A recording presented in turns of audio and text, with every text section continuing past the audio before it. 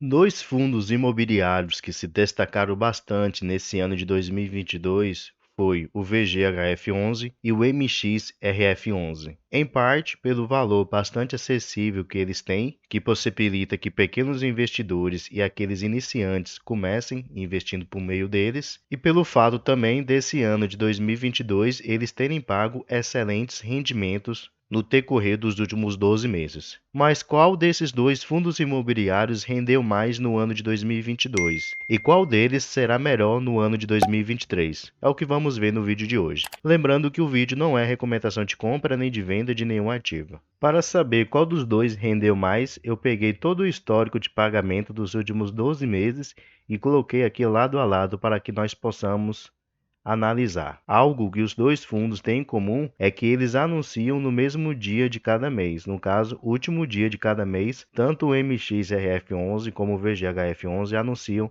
seus rendimentos para o próximo mês. O VGHF11 ele paga primeiro. Podemos ver aqui que logo após o seu anúncio, aproximadamente 7 dias depois, ele já está pagando os rendimentos anunciados. O MXRF11 ele demora um pouco mais, aproximadamente ali 15 dias depois que ele anuncia, é que ele vai pagar os seus rendimentos. E com respeito ao valor pago por cada um deles, é visível que o VGHF11 ele pagou rendimentos melhores do que o MXRF11. Se somarmos aqui, selecionar aqui para vocês poderem ver, eu somei aqui os valores pagos tanto pelo MXRF11 como o VGHF11, podemos ver que o VGHF11 ele pagou mais do que o MXRF11. No total aqui dos últimos 12 meses, o VGHF11 ele pagou R$ 1,56 por cada cota, já o MXRF11 pagou R$ 1,20 por cada cota. Então, respondendo à pergunta qual deles rendeu mais no ano de 2022, podemos ver que o VGHF11 ele teve o rendimento superior ao MXRF11. No site Status Invest também podemos ver a diferença aqui no seu dividendo yield. Podemos ver que do MXRF11, seu dividendo yield acumulado está de 11,95%, já do VGHF11, seu dividendo yield está de 16,70%, então muito superior ao MXRF11. Mas qual é a expectativa deles para esse ano de 2022? Qual deles tem a possibilidade de render mais? Será que o VGHF11 vai continuar rendendo mais do que o MXRF11? Para que possamos entender como eles vão se desempenhar nesse ano de 2023, nós temos que entender um pouco de que maneira é que eles investem. E é exatamente isso que vamos ver aqui agora. Aqui no relatório gerencial do MXRF11, podemos ver que seu principal investimento está no CRIs, que atualmente ele investe aqui 75% de todo o seu patrimônio em CRIs, que são certificados de recebíveis imobiliários. Já o VGHF11, ele investe aqui 63,2% em CRIs, que corresponde a 63,2% de todo o seu patrimônio. Então podemos ver que eles investem de maneiras iguais. Além dos CRIs, um outro tipo de ativo que tanto o MXRF11 como o VGHF11 investem pesado são outros fundos imobiliários. Como nós podemos ver aqui, atualmente o MXRF11 ele investe 15% de todo o seu patrimônio em outros fundos imobiliários. Já o VGHF11 ele investe mais do que o MXRF11. Ele investe aqui praticamente 24,7% de todo o seu patrimônio em outros fundos imobiliários. Então podemos ver aí uma certa divergência, né?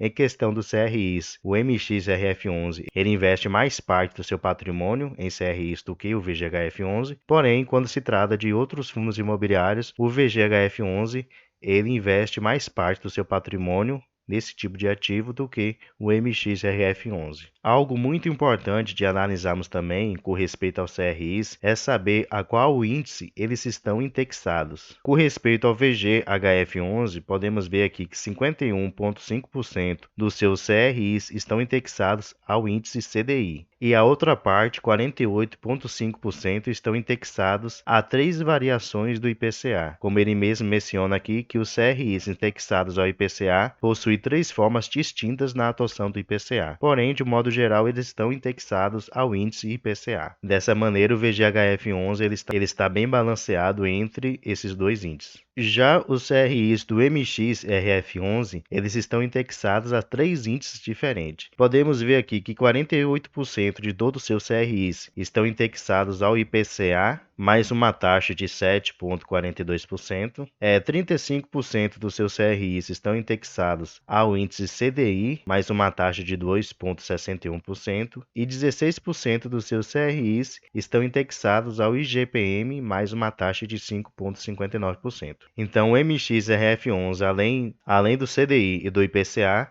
ele também usa o IGPM como índice para indexar os seus CRIs. E podemos ver aqui que ele tem uma exposição maior a um desses 3 índices, que no caso seria o IPCA, onde ele tem 48%, quase 50% dos seus CRIs indexados a esse índice. Algo que devemos nos lembrar é que o CDI ele acompanha a taxa Selic. A expectativa é que nesse ano de 2023 a taxa Selic, ou no caso a taxa de juros, ela permaneça alta. Então, consequentemente, os dois fundos terão bons rendimentos com aqueles CRIs que estão indexados ao CDI. E como nós vimos aqui, o VGHF11 é o que tem maior exposição ao índice CDI com 51,5%. Com respeito aos CRIs que estão indexados ao IPCA, praticamente igual. Como nós vimos aqui, o VGHF11 ele tem aqui praticamente 48,5% de todos os seus CRIs indexados ao IPCA. Já o MXRF11 ele tem aqui 48% dos seus CRIs indexados ao IPCA. Como eu havia mencionado também,